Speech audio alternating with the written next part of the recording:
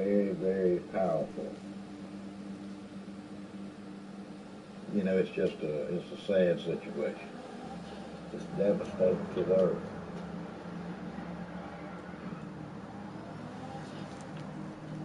This water, this coffee-colored water, it's just hard to describe how bad it is. You know, when you call it water, it's not really water. It's so laden with so many different chemicals in it. It contains many elements such as cadmium, chromium, mercury, nickel, beryllium, arsenic, fluorides, lots of fluoride. Lead, and I heard even has radioactive elements. It is radioactive. Uranium-238, radium-226. Also has traces of polonium-210. Very contaminated stuff. A lot of people don't realize that this is some of the worst contamination at a phosphoric acid chemical plant. Where this was all located is wetland. If you have a wetland, you'll have a heck of a time trying to get a permit to go into a wetland, you know, to do anything. You know, if you want to dig a pond or whatever, they're not going to give you a permit. But somehow these people got permits to dig all this wetland. This one is more And, brown they claim they'll reclaim it, but it'll never be reclaimed like it was. So good to go? There's no way.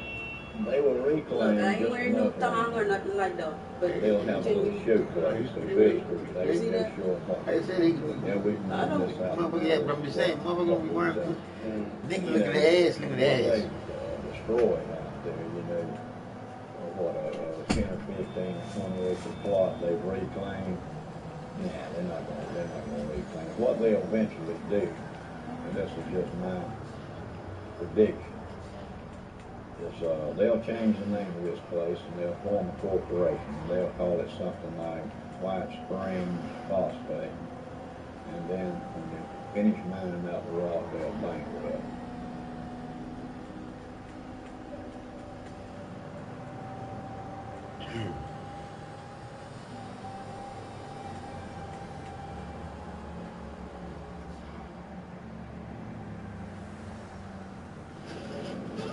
Up here on the right, we're going to have the administration offices. They used to be in a chemical plant. They moved. They used to eat the pantyhose off the women's legs. Wow. It says, to whom it may concern, I worked at the above named company, Occidental Chemical Company, White Springs, Florida, from 1968 and part of 1969. Our accounting department was located in the admin building, which at that time was located at the chemical plant. Many mornings when we employees would get out of our vehicle, women, our pantyhose would dissolve off of our legs. It was explained to us that it was a chemical fallout, not to worry. Our boss would see that each of us girls would get $1 to get us another pair of pantyhose. The chemicals also would eat small pit holes in the paint on our vehicle. Years later, they moved the admin building away from the chemical plant to out by the main road. There's several more names here of other girls that could testify to this. So there's three things you can see from the space station. That's the Great Pyramids of Egypt, the phosphogypsum stacks of Florida, and the Great Wall of China. That's how large they are. They have them in South Florida, Central Florida, that are 400 acres big. A huge operation. They dig cubic tons of rock a day. What's with the water up there? The pond water is water they use for the process. It's recycled. Water used over. It gets stronger, more contaminated. Oh, it's just like building a dam like that. Damn, that's what I think to tell you. There's no line on that stack. On top of the ground, it is leaking. I've been so under a lot of sea here. The reason this thing was developed is because of the acidic water eating away the limestone. And once the limestone gives way, you're in the ground. Because in Florida, when you drill a well, you have to make your limestone to get to the air. Now, they million gallons fell through in there.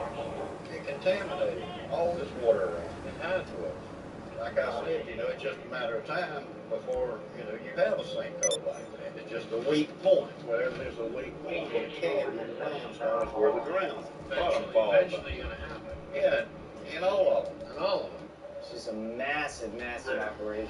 Yes, it is, and you'll see there's sections in this phospho-gypsum stack. Mm-hmm. When the sinkhole caved in one of these, I like you saying that. sections, it wasn't all of it. Should have never Only said that. One section was Y'all probably 87 would have took over million this session. gallons. You could multiply that times 4. That's just a lot of toxic waste to be going into the aquifer.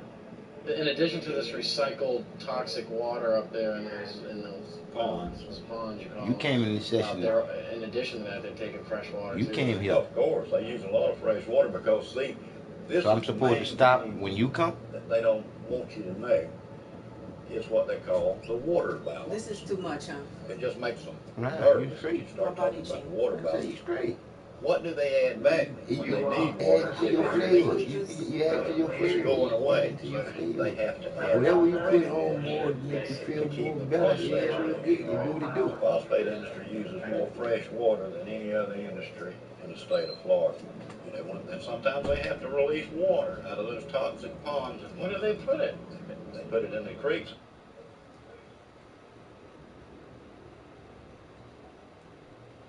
Now, what you were saying?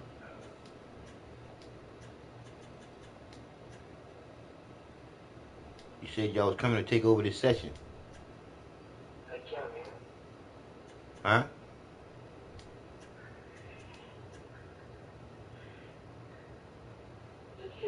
I ain't no just kidding. Ain't no just killing. Nope. All I do is make money. You the one coming here with the bullshit.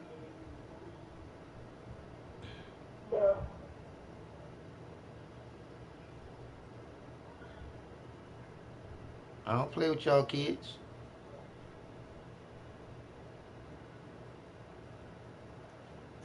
Before I play with y'all, I get rid of y'all. Because first of all, y'all shouldn't be on here.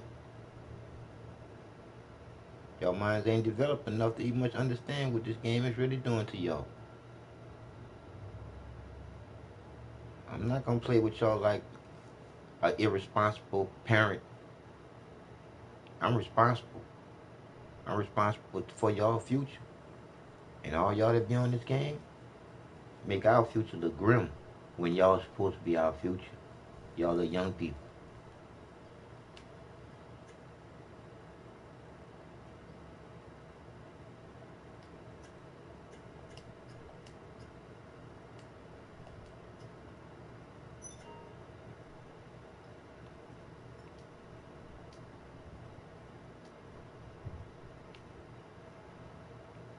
I would never kicked him if he wouldn't have lived there and said that.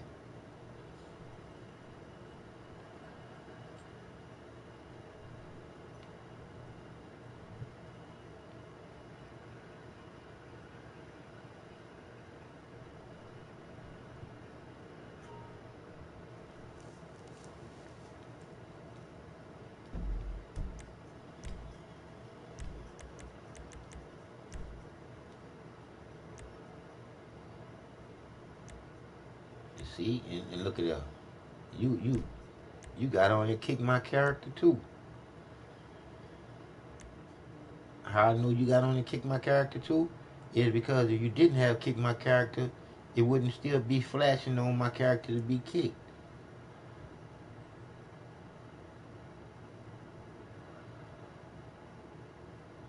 So I might as well get rid of you too.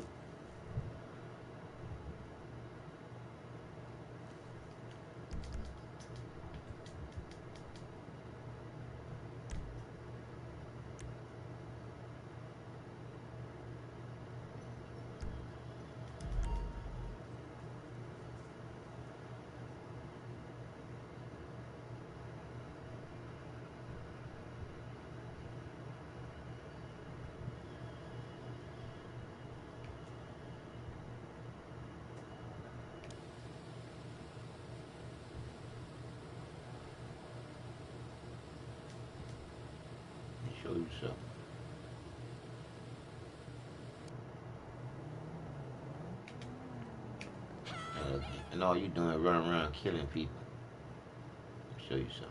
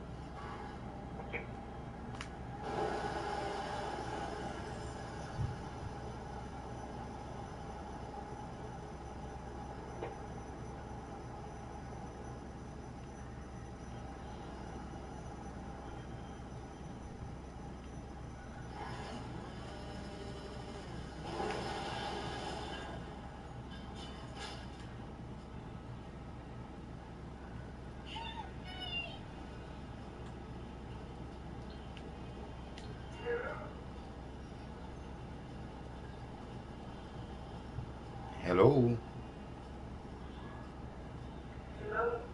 Hello? Why you just kicked my character?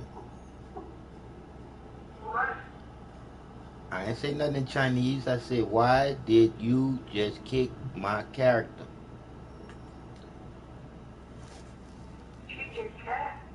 I ain't say no cat.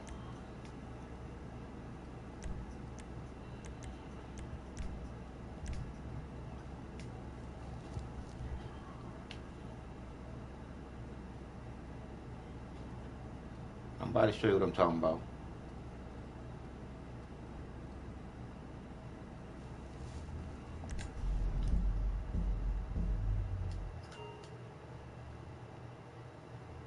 I'm about to show you what I'm talking about.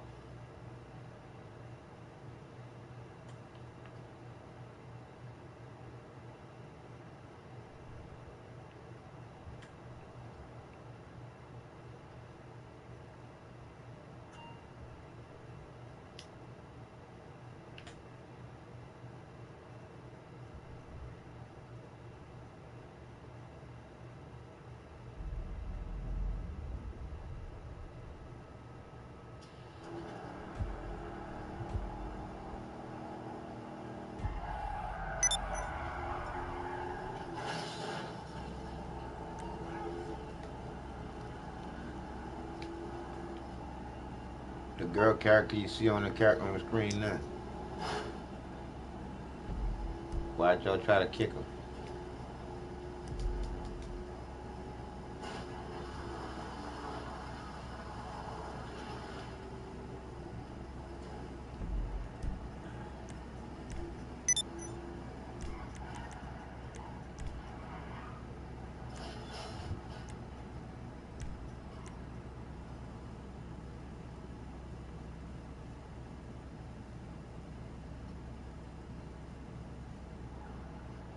Come on, man. The lady took a picture of your car because she liked it.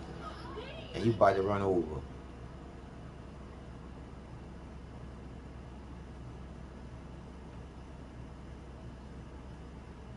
Mm-hmm.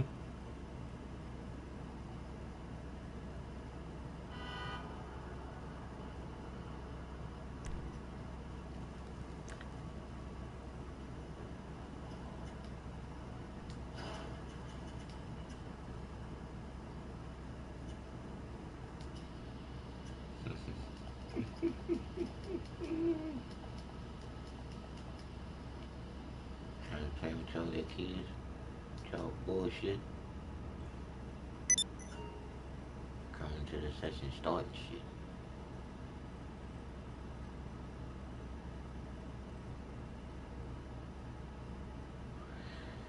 Like Rodney King said, can we all just get along? Yeah. It runs into the Swanee River. Now what they do to it is lime it to bring the pH up so it don't kill the fish immediately. The Swanee River, they claim, is a pristine waterway. But if you ask the Fish and Game Water Commission in Florida, they'll tell you not to eat over one fish out of that river a month. Wow. Because of lead and mercury and chromium and cadmium. They won't tell you that, but that's why. Yeah, that's why. This is just a lot of the documentation I've reached through the years. What really caught my eye was, like we had talked about earlier, the 1972 through 1979 misrepresenting environmental data. And they charged them $575,000 for emitting 10 times the amount of fluoride allowed in the law. And I was working there when that was going on, and the fumes were just unbelievable. It pit the glass on your windshield, make them so foggy it would etch the glass.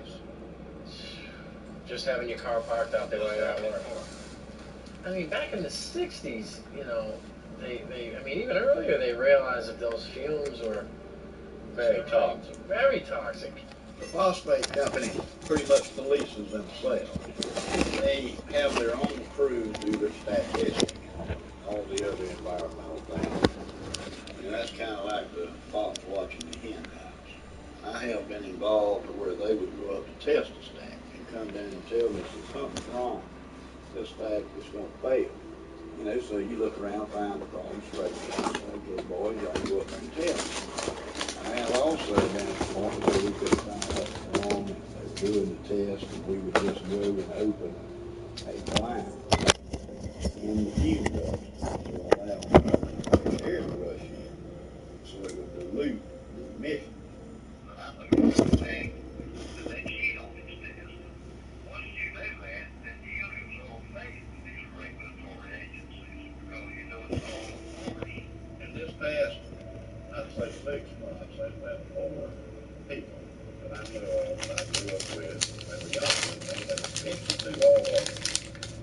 But I do honestly believe it has something to do with the phosphate chemical plants out there. I would imagine you've seen some injured employees. I've seen people burned. I've seen people blown up. I saw a man killed, and he was going to weld on a rotary drum filter. Somebody had washed it with a solution of sulfuric acid and pump. Found out later the guy had struck an arc to weld on that thing and it exploded. It killed him, messed up his friend too that was helping. Yeah, it's a very hazardous work environment. When you digest phosphate rock with sulfuric acid, that's what you're going to give off: hydrogen fluoride and silicon tetrafluoride. Now, even at that strength, it'll eat up concrete, asphalt, stainless steel, even the fume ducts after a while, which is made out of fiberglass. Very corrosive, most corrosive acid known to man. Used to etch glass. It's used for a lot of things. One of the things it's used for is to fluoridate drinking water. Who in the world would want to drink water with this stuff in it? The city of Dallas, Texas, like many cities across the nation, spends millions of dollars on contracts with companies like Cargill, Mosaic, and Penco to fluoridate the region's water supply. On Mosaic's website, the product listed for use in water fluoridation is actually called hydrofluorosilicic acid. The Occupational Safety and Health Administration, otherwise known as OSHA, is a U.S. agency that requires companies to produce a material safety data sheet, or an MSDS, for every chemical product in the market. The MSDS that Mosaic produces for their fluoride product will make your hair stand on end. Right here I have the Mosaic material safety data sheet on their hydrofluorosilicic acid product. A material safety data sheet is a very important document to disclose safety and health issues about possible exposure to this chemical. The MSD sheet is supposed to inform you about what is this chemical, what's in it. So what we find in the case of Mosaic, their hydrofluorosilicic acid, is that it is not a pharmaceutical grade product. It is an industrial grade chemical. And under Section 2, hazard identification, it identifies a health hazard as being corrosive to the skin, the eyes, and the mucous membranes. If you come in contact with it through the skin or inhalation or ingestion, such as swallowing it, it may cause severe irritation and burns. And so on the second page, it identifies potential health effects, and it mentions that it's corrosive to the eye, corrosive to the skin, corrosive through inhalation, such as breathing, corrosive if you swallow it. In this, they're basically giving these health effects due to hydrofluorosilicic acid and a high concentration. It's less clear at what concentration this won't happen at. As a chemist, I've looked at scores of material safety data sheets, and never in my career have I seen a warning for children in an MSDS, material safety data sheet. What happens is the companies that's producing this chemical realizes they have a revenue stream that's a little risky for them from a liability standpoint on how their customers are using this chemical. And so they've now put a warning in their material safety data sheet, warning for fluorosis, osteosclerosis if exposure occurs during enamel formation. There are no children working in these chemical plants. There are no children being chemical handlers. So this warning is for the end user. And so we presented this to the City Council, and they have now been alerted that their own supplier has put a warning. And this is where we came across and said, you now need to put a warning, at least for children that you've received from your supplier. You need to put that down. But they take a bath in the water, man. It's just like drinking it. Hydrofluorosilicic acid has no known benefit in human or any physiological system. It's not even useful in any mammal. So adding that to the public water supply for an alleged benefit is a fraud, and it's a crime against the citizens of this country, and it's cumulative over a lifetime. It is a very noxious poison, and you do not have to take my word for it. If you've got a Webster's dictionary, open it up. One of the definitions is fluoride, a violent protoplasmic poison. Then you have to go look up protoplasm. We're protoplasm. So violent protoplasm for us. Say, let's put that in the water and see how the kids turn out. Well, as we're learning, it seems like there are no rewards to this. It just seems it's just all risks. It's all risk. It's a big lie. There's no benefit whatsoever. It's all risk. Let's get to the science. That's what I say. Instead of covering it up, let's look at the science. What do these fluoride chemicals actually do to human beings? There's all kinds of research out there showing it really disturbs the functioning of the body in a number of ways. Inactivates 62 enzymes, increases the aging process, increases the incidence of cancers and tumors up to 17%, disrupts the immune system, causes genetic damage, interrupts RNA and DNA, repair enzymes activity, increases arthritis, and is a system poison. These are all validated by scientific data. We have in America today all of the symptoms of hypothyroidism, obesity, heart disease, neurological impairment. I have been very sick. I was diagnosed with hypothyroidism about 10 years ago. There was no family history in my background that explained why I had this thyroid illness. What were some of your side effects? Feeling very cold, hair loss, concentration issues. It really controls your metabolism. So I had gained about 10 to 15 pounds, which is very unusual. I was very athletic my whole life and never was overweight. So I gained weight. I was sleeping a lot. Again, your metabolism is tuned down. Doing the research, fluoride is an irritant to your thyroid. Your thyroid wants iodine.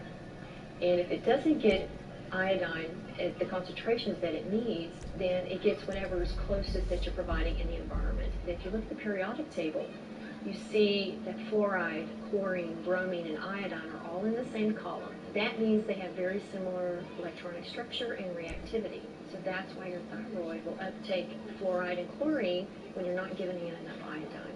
It's a gradual accumulation of the fluorides and the other things you're exposed to out there that just gradually wears on you through the years.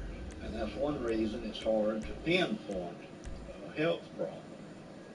Because, you know, you work out there 6, 7, 8, 10 years before you start noticing things, and then it's almost too late then, because it's already done the damage. But I've been real weak and just lethargic. Yeah. So when the blood work come back, the guy asked me, he said, "What have you been doing?" I said, "Nothing. The last few days I've been laying on the couch at home, you know, I ain't felt well." He said, "You sure you hadn't fell off of a building or something?" He said, "Look," he said, "you have a muscle destructive process going on." That was exactly what he told me. And I said, what does that mean? He said, "You got a muscle destructive process going on, and there's nothing I can do to help you." One of the key questions is, if you run the world and you don't want competition, how do you shut down people's consciousness? How do you do that? Well, you put poisons, effectively, into the water supply that compromise these gateways of consciousness. And fluoride is one of the most powerful poisons that is routinely used for this purpose. The pineal gland is actually kind of located in the center of the brain, and it secretes two hormones, DMT and melatonin. Melatonin actually regulates your sleep cycles, and it's kind of like a feel-good hormone, which also helps regulate your puberty, and it helps regulate all your hormone structures inside your system. Pineal gland to me is so important because it's been regarded as like the third eye, and even in Egyptian times they call it the eye of Horus. They call it the pineal gland because it kind of resembles a pine cone. And if you look at the staff that the Pope has, it has a pine cone on it. And if you look at statues throughout the Vatican and throughout history, you'll see the shape of a pine cone, and you'll see symbols showing the importance of the pineal gland. Now, the pineal gland is also regarded in some religions as the seat of the soul, or it's your gateway or your connection to God. If you know that the pineal gland is the consciousness of the human, and that could be your connection with God, why not take it out? And the fastest and easiest way to take out the pineal gland and to calcify the pineal gland would be with fluoride, because fluoride has an affinity for those areas in the body that produce calcium hydroxyapatite. Today in the United States, children are reaching puberty much earlier in age than they did in the past. Some evidence indicates that fluoride, via its effect on the pineal gland, could be a contributing cause to this trend. In 1997, Jennifer Luke published her PhD thesis on fluoride in the pineal gland. In her dissertation, she conducted animal studies and concluded that fluoride exposure has been found to cause early puberty in females. Similar findings Meriwether Security Consulting. How can I help? Thank you. A helicopter is on its way. The first study was conducted in 1945 during the Newburgh versus Kingston fluoridation trial. It was discovered that girls in fluoridated Newburgh were reaching menstruation on average 5 months earlier than the girls in unfluoridated Kingston. But the result was not thought to be significant at the time. In 1983, another study was conducted in which a man with the last name of Farkas reported that girls living in highly fluoridated towns began their first menstruation cycles at a much younger age than girls living in less fluoridated. I'm landing. When the Stay clear of the blades. It causes an onset of puberty. In my documentary, crippling waters. One of the ladies in there, we called her the star, a 9-year-old girl. Take a look at her. Is she 9? She's exposed to high fluoride in her family's garden. Her dad, who's only 20 years older, is starting to bend over like this and starting to become crippled. He can't put his hands above his head. The calcification of the pineal gland is an adaptive process so that that child can have babies by the time she's 14 because she's going to be crippled when she's 40. Fluoride's role in earlier puberty needs more thorough investigation. When one considers the seriousness of a possible interference by fluoride on a growing child's pineal gland, it underlines the negative and dangerous effects of fluoridation. Dave, so what we're learning is kind of frightening because it seems to me that once it's in your body, is it there to stay? Yes. You can't get it out. You can cut through the harm by mitigating the damage and avoid it like the plague, but you really can't get it out because it's stuck in your bones. And that's when you have all the skeletal symptoms, you know, the joint pain, the arthritis, and all that stuff. The first signs that fluoride has poisoned your bones is pains in the joints, stiffness in the joints, pains in the bones. Well, when you go to the doctor with pain in the joint, he says, oh, you got arthritis. Well, arthritis, joint, ritis, pain. Oh, okay, joint pain. So we got somebody speaking to us in Latin. Oh, you got joint pain. Super duper. We have millions of people with arthritis in the United States and fluoridated countries. 1 in 3 adults. Nobody's ever looked to see if some of those arthritis cases may have been caused or exacerbated by fluoride. Just not looking. Are bones with more fluoride stronger or less strong? And the answer is less strong. They got studies where they tried to give them a dose of fluoride, the sodium fluoride, to cause an increase in bone mass. It did, but it weakened the bone itself. So those are case-controlled studies. That's the gold standard in medicine. So we have case-controlled studies showing that if you give people fluoride, it accumulates in their bones and it causes the bones to become white, opaque, increases the bone density, decreases bone tensile strength. And they actually took bone that was removed from people for the purpose of replacing a joint or a hip, put it in a little device here where you put a weight on there and snap it, and they showed that the more fluoride in the bone, the quicker it snaps. Did you ever wonder, how come everybody has hip replacements, knee replacements? I mean, you can go on and on. I can think back when I was a kid, that didn't happen.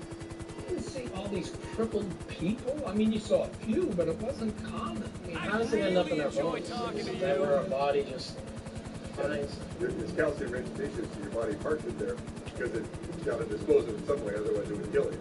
So it parks it in the bones, and it kills your bones. What it does once it fills up with fluoride, you get little spikes on the outside of the bone. If you take a hand and take a bone and run your hand up and down a normal bone, it's slick. And that's because muscles move around on the bones when you're running, you're jogging, or lifting weights and all that stuff. Your muscles are moving around on your bone, and it's slick, so it doesn't hurt. Well, if you make that bone the texture of sandpaper, then when the muscle moves around, the fascia tears, and it hurts to move. And so fluoride accumulates in calcium-rich tissues, which are bone, ligaments, cartilage, joints, and teeth. So you have to look at this as you have a lifetime body burden, and the less you're exposed to,